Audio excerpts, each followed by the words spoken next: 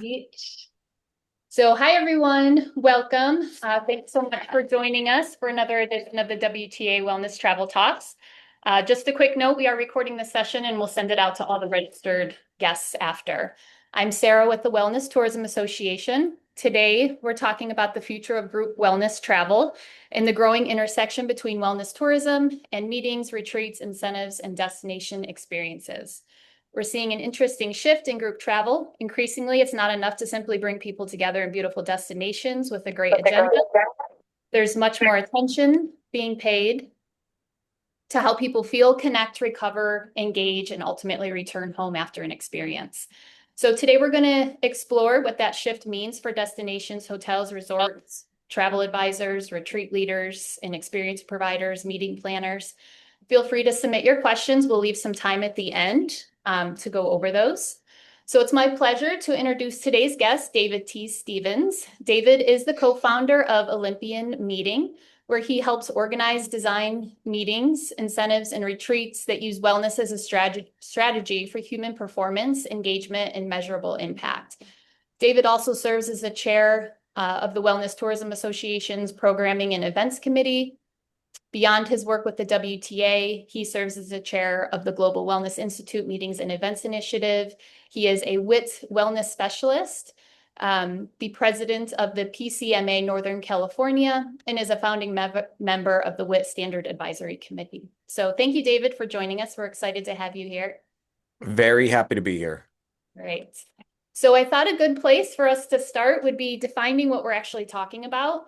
So when we talk about group wellness travel, what does it mean to you? And how is it different from traditional group travel, meetings, retreats, or incentive programs? Yeah, I think when I think of wellness group travel, you kind of fall into two different areas, and based on I'll the do better. No, it's not just, again, let's just wait for Ben and all that. And then I think if you're not on mute, if you could, the, that would be the great. arena of the people that do this work daily, which is Okay, you got it. Ben, yourself, CJ, Uh, Nancy, Maybe we myself. can Okay. mute that Then person. we're all on the same page. But once you incorporate another person, then they put their they starts convoluting the message, and then we're having this kind of conversation. Oh, Okay. yay, I was on webinars. a Zoom call, but I got off it to take your call. I'm going to go back to my Zoom call, but I hear you loud and clear. Thank you so much. Okay.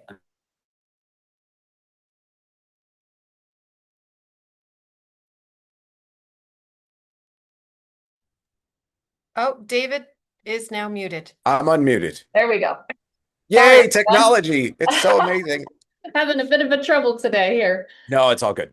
Okay, so I think what's interesting is in the recent numbers around wellness tourism spend, uh, only 13% of people were traveling for wellness, which is like going to a retreat or going to a specific destination with the purpose of your trip being wellness. 87% of wellness tourism spend was on top of something else. It was going to a conference, going to a meeting, going to something, going to see your family. It's me when I go somewhere for to have a meeting with someone or whatever, and I spend $15 on a protein shake that normally costs, $6 or $7 anywhere else because I don't want to leave the venue if the venue has it. So I think there's two ways to kind of look at wellness tourism and wellness group wellness travel. I think there's groups of people that will leave to go to a wellness retreat together or something of that nature, which by the way, I hate the word retreat. I think we should retire it. I think we need to focus on living lives that don't need to be retreated from. So that's a hot take. We can have that discussion another time, probably. And then there's the people who are just trying to keep living their life while they travel. And those are where we focus on is ensuring that when you go to something with work or with friends, whatever it is, that you still have access to all the things that you normally have at home. I mean, if you're leaving all the things you love, the comforts at home, what's more hospitable than being able to maintain your daily routine while you're not at home? Nice. Okay. Do you think that the travel industry has shared understanding of what group wellness travel means yet, or are we still in the process of defining this space? I think wellness travel means something different to everyone, just like wellness does, right? Mhm. Like there's no one thing. It's a yes and approach because what wellness looks like to me is very different than what wellness looks like to Robin. Her and I have had a impassioned conversation about it, but the venues that win are the ones that can meet both of our needs. Sure. Okay. Um, so why do you think wellness tourism and group travel are starting to overlap more intentionally right now? I think travelers are becoming more discerning and defensive of their time away. I mean, when you there's a somebody put an infographic on LinkedIn, so I don't know, maybe it was right, maybe it wasn't. But they showed like what happens if you are essentially sleep deprived or less than 6 hours of sleep for a week. And if you think about going to a work event or a conference or something of that nature, with travel days, that's you is pretty close to a week. And like all the things that happen, like the spikes in your cortisol, the the inflammation, et cetera, that happen from being sleep deprived, makes coming home feeling like you need a vacation from what you just did. And if you leave all the things that matter to you, your gym, your food, your family, your bed, your fur babies or skin babies. I know that sounds weird. Just regular kids.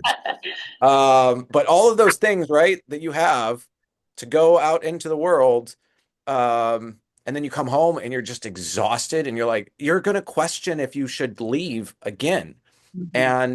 And there was just, I think it was last week, an office building in San Francisco. I think it's 800 Spear. It might be, might not be. It was something like that. They have cold plunges, they have red light therapy beds, they have saunas, they have a gym in the office building. They're adding all these things to compel people to come back to the office because they know that people have access to all that stuff when they're at home. And so that's one of the people don't even want to go to the office, let alone go to a conference if they're coming back feeling wrecked and you have an agenda that is so jam-packed you can't sleep. And then there's networking with nothing but booze and soda and water. And it's just not um, a conducive environment to ensure that you thrive and that you come home feeling energized instead of exhausted.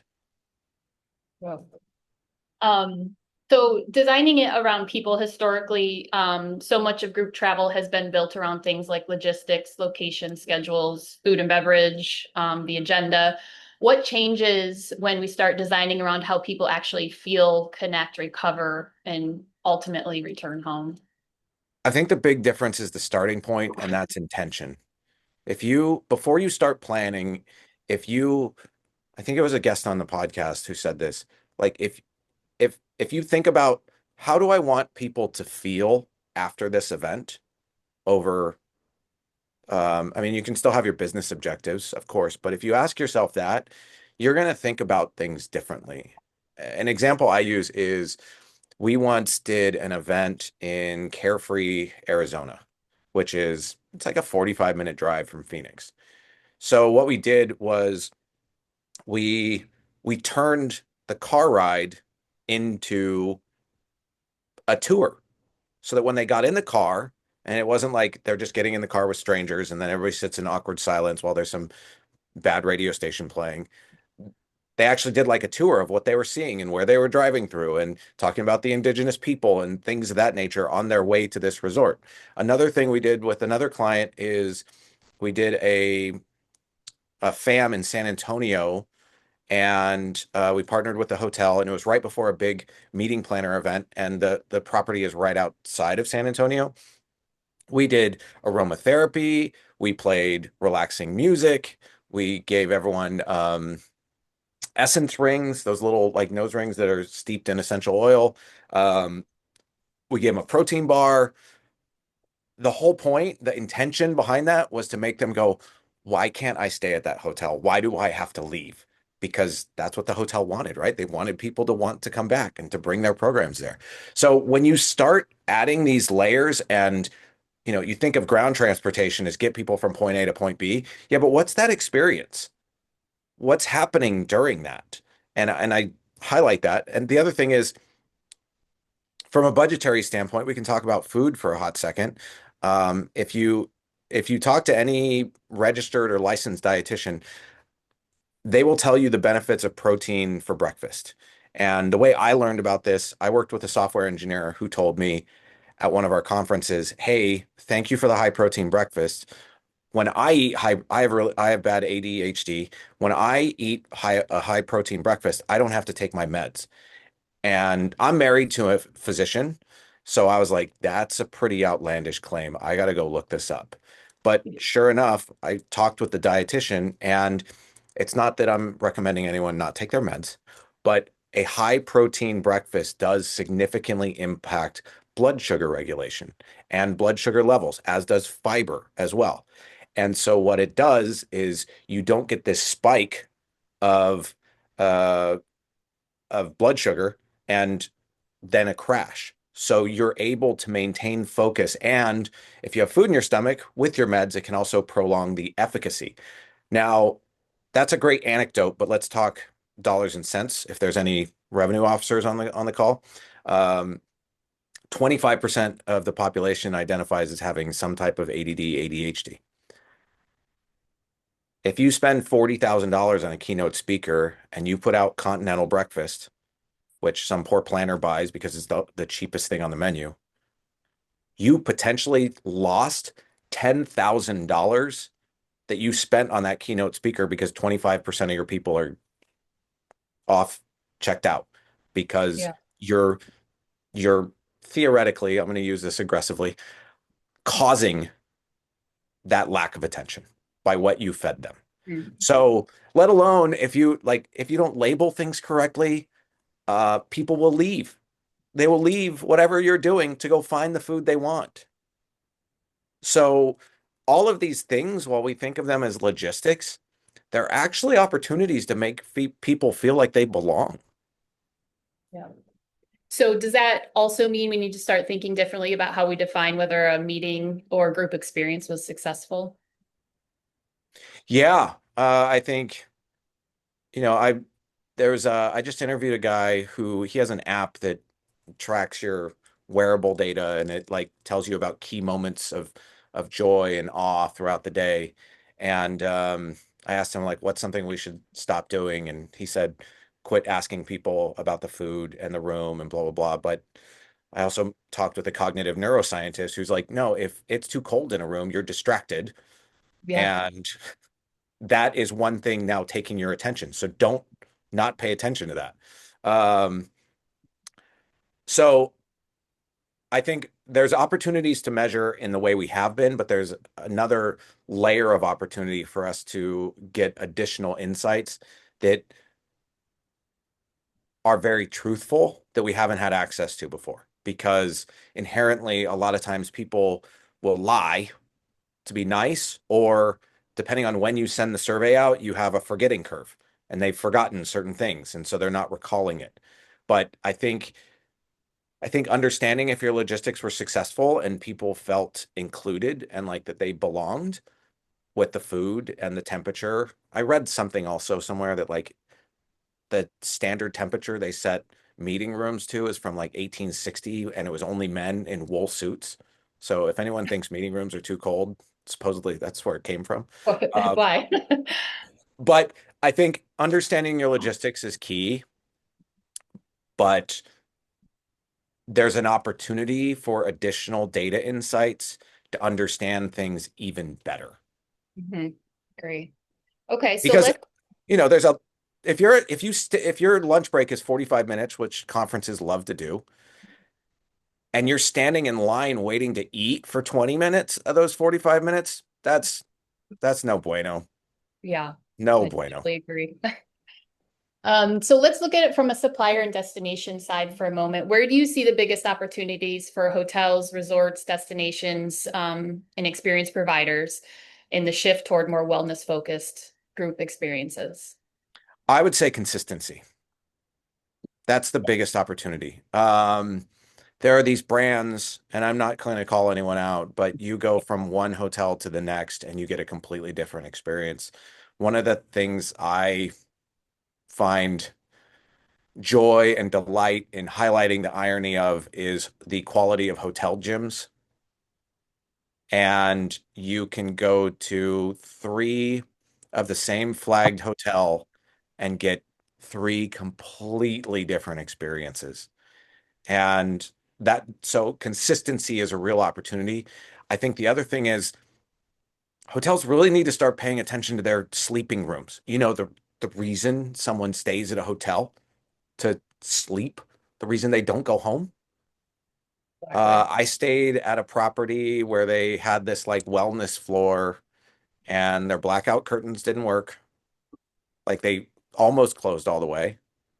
And then they had I don't know, 9.99 alarm clock that was as bright as the sun. And I had to put two t-shirts on it to cover it. So it wasn't just blasting in my face because I wanted a dark room. Or, a lot of times the AC is, I'm a psychopath. I love a 64-degree room. I know. But I will set it like before I go to the gym and then I come back and I'll take my shower and I go to sleep. So that's when I like it cold. But the focusing on the basics before all this, like, oh, we have a plant-based burger and then marking that as healthy, and then underneath it is like a grilled chicken breast and vegetables, and that's not marked as healthy. Like, what are you? Stop it. People are educated, they're learning. So I think the consistency and the wellness washing is people are starting to hold people accountable. Agree. So are there things that hotels or destinations can start doing that don't necessarily require a huge financial investment or complete overhaul? Well, the truth of the matter is some of these things can actually drive revenue. Um, the wellness traveler spends 136% more than the regular traveler. One of the things that really frustrates me is the little sundries shop. We all know it, right? The little like market that they have on site. Mhm. I went to one of these wellness brands and I went to the gym and I came back to get something to eat and um, they had like a counter where you could order stuff and it was Italian themed and was nothing but like pizza and pasta and whatnot. And then in the fridge case, they had uh they had hard-boiled eggs. And then in the like bars and drinks area, all they had was like booze and water and soda. And then they had like Cliff bars and Kind bars. And I was like, so I have to sit down and get 6 packets of eggs to get my protein after a workout when you're a quote wellness brand? Like what are we doing? And I can't count how many times I've gotten to a hotel, I go look in the sundry store, I then promptly leave the property to go to CVS or Walgreens or whatever and go buy 4 Premier Protein shakes because the market doesn't have it. Back to what I was saying earlier, I was at Caesar's Palace in Las Vegas. By the way, here's a hack. They probably don't want me to tell you this. If you go to Caesar's Palace in Vegas, buy your protein shakes at the spa, not at the sundry store. They're like $3 cheaper at the spa than they are at the sundry store. So either way, I paid $15 for a 42-gram muscle milk, and the retail on that is like 250, or sorry, wholesale. It's cheap. Yeah. The other thing is like people love to cold plunge. Cool. Why don't you offer it on the like in-room offerings? Take 40 pounds of ice up to their room, draw them a bath, drop the ice in the tub. Like what's that going to cost you in the grand scheme of things? For someone to have an in-room cold plunge that only they're going to use, they'll just keep it. I know people that do it. They like go on DoorDash or Instacart and have ice sent to their room and then they make their own cold plunge. They get rooms with tubs. So there a lot of these things people are willing to spend money on, and if a hotel understands it properly, there's a ton of revenue just sitting on the table that they could be making with very minimal investment. Right. So let's go to like meaningful wellness versus wellness add-ons. It's relatively easy to add a yoga class or a spa treatment, healthy meal, meditation session. What are some examples of wellness being integrated meaningfully into a group experience rather than just simply being an add-on? I think asking before offering. And if you're inviting people to something, just ask them, what does wellness mean to you? Because while you might have things in your head of what you may want to offer, or worse, the venue is trying to sell you on certain things that they already have in-house. We had a group of executives, and it was like 15 people, and we asked them, what does wellness mean to you? And like 10 of them all put, they were in the US, this thing that, excuse me, that was happening in the UK was this interesting, like, I don't know, some like spin class with Zumba combined thing. I don't know. Anyways, long story short, we realized that like there was this cult following of it and within this group, and they didn't offer it at all in the US. So we flew the guy who started it out from London to come lead a couple classes for this group, and they lost their minds over it because they never knew if they were going to get to experience because they didn't know if it was ever going to come to the US. Think about that entire impact, right? The for lack of a better term, the shock and awe of it, of like, oh my God, we're really doing this. Oh my God, it's the founder. Oh my God, we get to do it 2 days. And it like the stack of benefit, the fact that all these people got to be a part of it, the fact that they were all into this thing they didn't think they had access to, like it just changed the entire dynamic of that community at that point, because you're creating this shared experience, you're creating a memory. They all get to be a part of something that they theoretically couldn't have bought themselves. It completely changed the way people showed up and the way they connected with each other. So they were all talking about, oh, how long have you been following them? Oh, blah, blah, blah. Like it just, you created this commonality and this experience that forged deep, meaningful connection. And your social health is the single largest determinant of your physical health. So that was a pretty key moment there. And by the way, sorry, I just said that like I made that up. I did not make that up. Um, that is Professor Bettina Borsch, PhD, MD. She's the executive director of the World Federation of Public Health Associations. And she said, you think, that your physical health is the largest single determinant. Your social health is the single largest determinant of your physical health. Wow. Okay. So let's jump into a little bit of the credibility in wellness travel. How should travel advisors, retreat leaders, planners, and destination partners think about credibility when they're designing or recommending wellness experiences? I think this is one of the toughest things out there. Just please don't base it off how many followers they have online. Like that's the last thing to go with.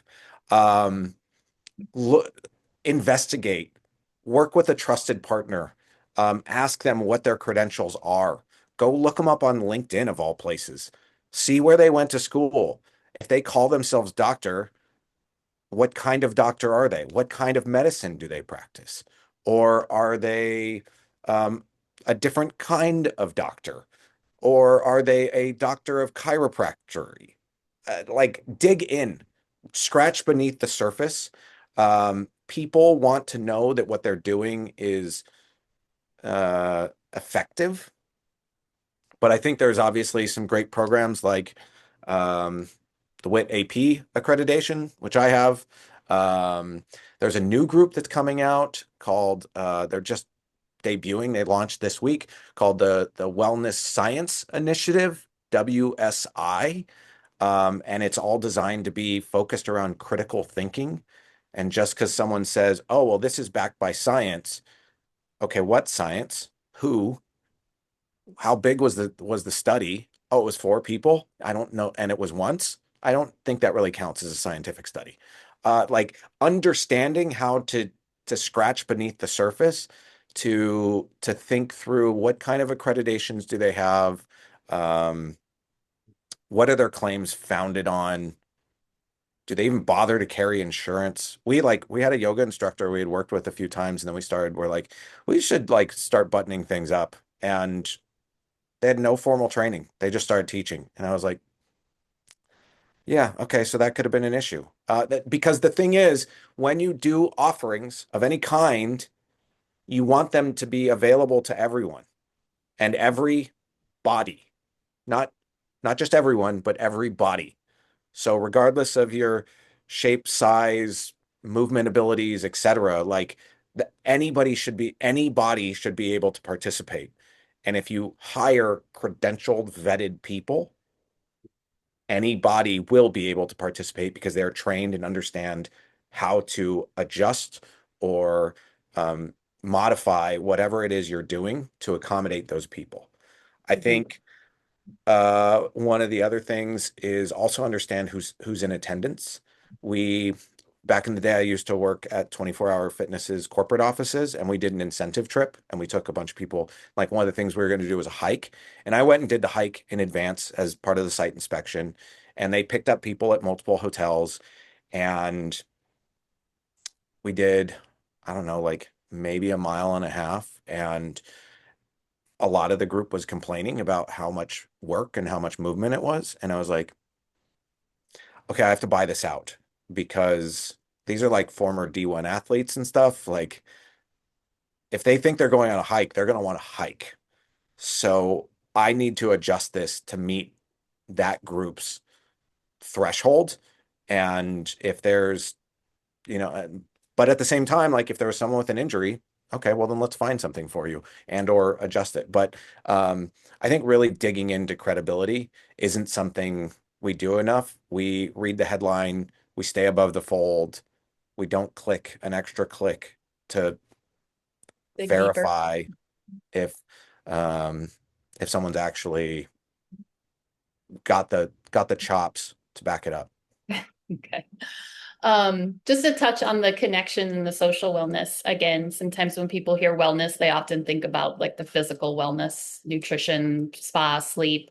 What role does connection play in wellness travel, especially for groups? And are we underestimating the social wellness side of it? I mean, it's kind of the whole point, right?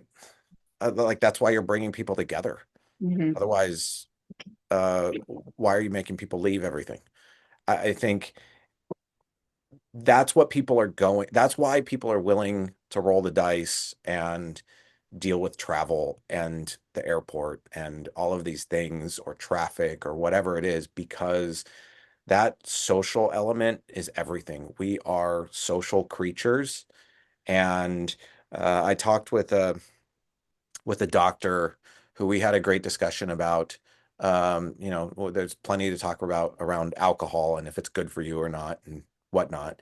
And he's like, look, he goes, the benefit you get from going and having one, maybe two glasses of wine with a old friend and connecting with that person far outweighs the temporary harms of the wine.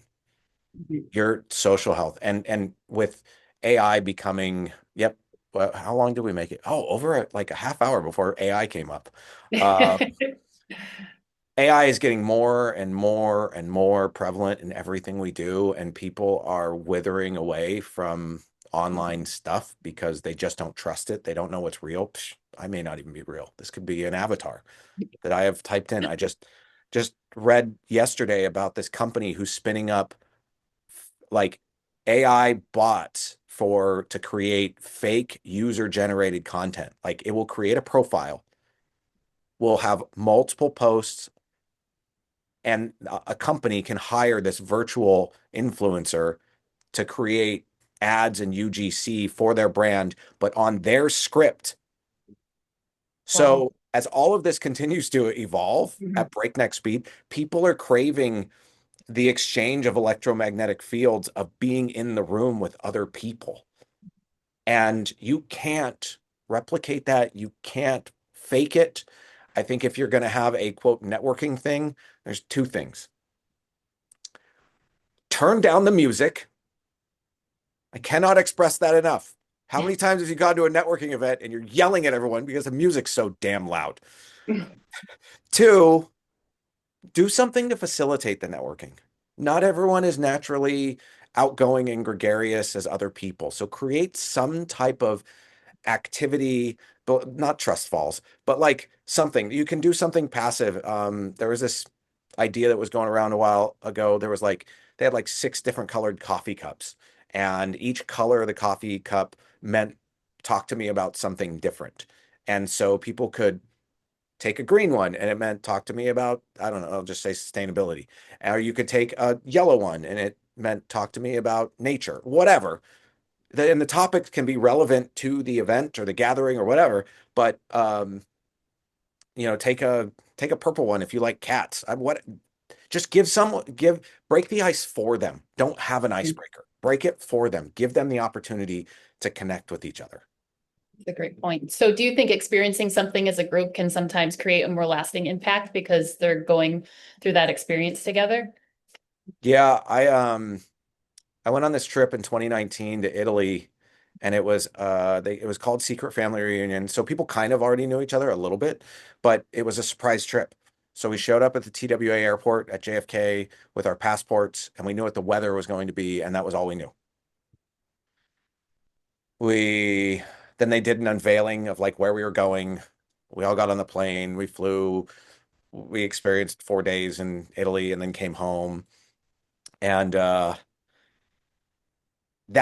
WhatsApp group is still active 7 years later. Wow. That's And it was cool. 85 people, and people are still in there. Like, and we were all mostly like event marketing and uh, professionals in the space.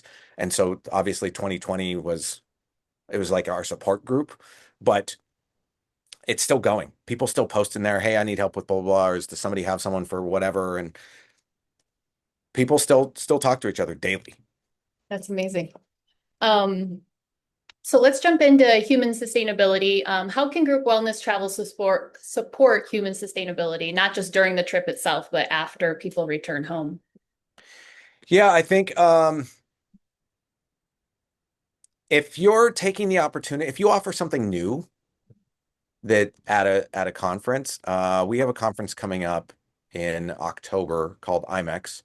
Um, I'm guessing almost everybody on this call is probably familiar with it. Um, but we have a thing there called Circadian Cove, and we are bringing in a doctor to talk through some of the offerings to help people understand what to look for in any of the given wellness modalities that we're going to have there. Like, I think we're going to have a red light therapy bed there, but it's not about just having a red light therapy bed. Is that cool? Sure. Does it look awesome? Sure. Will people come and use it? Yes. But our, our MD on site is going to talk about here's when to use it. Here's what it's supposed to do. Here's what to look for. Here's how often to use it. Here's if you go buy a red light therapy mask on Amazon, here's how to tell if it's red LEDs from Temu or if it's an actual red light therapy mask, et cetera, et cetera. Because when you educate people on the why behind any of this stuff, it makes whatever the activity is a lot stickier. One of the things I love to do is we one of the core offerings is like a bodyweight boot camp on day one of the conference. And for the people that show up, I say, okay, so I'm going to share some science with you before we get started. And I talk about the fact that when you get into your sympathetic nervous system and get above an 80% heart rate, it triggers your hippocampus because your brain is trying to figure out, are you in danger? And it starts producing BDNF. And the hippocampus is also the learning center of the brain. So by putting yourself into fight or flight, you're triggering your brain to start functioning at a higher level, priming you for your sessions the rest of the day. So I tell everyone about that, and then we get into the workout. And usually around the 3/4 mark, when like it's starting to get hard and people are getting tired, I bring it up again with I say something, I'll usually just yell it during class, be like, are you there? Are you turning your brain on? Are you going to be smarter than everyone else in the room today? And that makes it hit different as the kids say. Um, it it really sends a different message because then when they're pushing and they're like, "Oh, I'm tired" or whatever, and they're like, "Oh, I need to work a little harder," or "I can push myself," or "I have more," or whatever. But by exposing people to a modality, that's great. But by educating them on how that modality impacts them, that's what makes it stick. And then you can change that person's life potentially. Mhm. Because like in bodybuilding, the growth doesn't happen in the warm-up sets, and it doesn't happen in like the working sets. It happens in the like failure reps. That's when the muscle actually breaks down and rebuilds itself. So thanks, Dylan. That's important to understand why something works, because then it makes it sticky. Let's jump into our last couple of questions so we can leave a little bit of time for our Q&A. I know we talked about some opportunities. We can talk about some common mistakes. What are the biggest mistakes you see organizations, planners, destinations, properties make when they're trying to incorporate wellness into group experiences? Yeah, insincerity or superficial or like following a trend and thinking that plant-based is healthy by default. It's not that it's not, but it has to be done a certain way. Like if you or like I'll use the example of a mocktail, right? Like, oh, well, we have mocktails. And I'm like, great, how many grams of sugar are in it? And they're like, oh, I don't know. And then I look at the menu and there's 9 different juices in it. I'm like, yeah, that you can keep it. I'll just have sparkling water, I guess. Yeah. Or can I get like a quarter of that batched mix and then just backfill it with club soda? Like, I think it's just following a trend without understanding why, following um, or being inconsistent. Like if you're if something's better than nothing, but like the basics are so overrated or underrated and overlooked. Like if you're a property, get your sleeping rooms right before anything else. Yeah. Like make sure your blackout curtains work. Make sure that the AC works. Like focus on that before you start digging into the other things because that's at the core of your business. And the thing is, if maybe someone can't find the best meal they want at your property, but if they have an incredible night's sleep, they're going to want to come back to your property over anything. They can figure out the food. They can go off site. Yes, I know it's going to annoy your revenue manager, whatever, but they're going to want to keep staying at your hotel because they're sleeping good. Mhm. And who's ever woken up from a great night's sleep and go, oh, that was terrible. I'm never doing that again. Not me. Okay, so looking ahead, By the way, when there's a great comment about the get the AC filters cleaned. that's so Yeah, true. I've noticed fair. that a lot. Um, so looking ahead about 3 to 5 years, what do you think the future of group wellness travel will look like? Um, I think I was very fortunate to go to Dubai last year, and there's this hotel brand um, called Cyro. I think there's one coming to Miami as well. I don't know if you've heard of it, but uh, it was every room, every suite. There was a suite hotel. It's also Dubai, so be prepared for ridiculousness. But every room had workout equipment in the room, and then you could go downstairs. It wasn't like a full gym, but it was enough. Like there was at least there was their desk had a treadmill underneath it, Wow. so you could get your steps in if you wanted to, or be in zone 2 or whatever while you're working. Um, and then they had some other stuff in there. I'm not saying that's going to happen to everyone, but there are going to be brands that understand the fitness crowd and are going to chase and understand that. And then downstairs, they had like the full gym with everything. They had all kinds of recovery suites, um, like all the things. Uh, Steam rooms, sauna, cold plunge, red light, green light. I didn't even know green light was a thing. Like all these different things. Um, but I think it's going to get hopefully more consistent and that people are going to understand that they can't just claim they're a wellness brand without backing it up somehow. And I think that's probably why we're starting to see a lot of these certification things pop up between WIT AP, Wellness Science Initiative. People are looking for standards so that they know they can trust something and have a consistent experience every single time, because they're getting tired of guessing. They're getting tired of getting catfished on hotels' websites and thinking they're going to get one thing and then finding out they're not. So I think hotels and travel is going to get better and more accommodating. And I think at the same time, the standards around those are going to continue to rise. And then then people are going to feel more like they can trust things more when they travel. Right.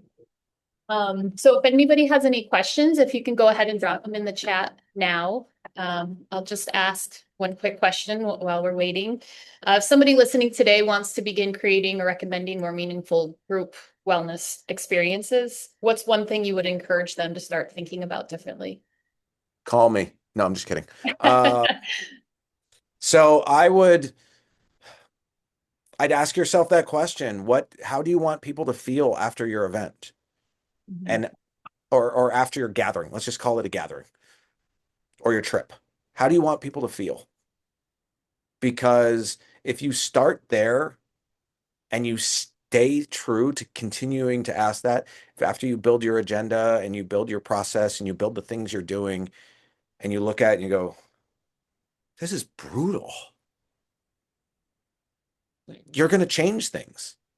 So ask yourself that question and then put yourself, we have 4 M's, but one of them is mindfulness.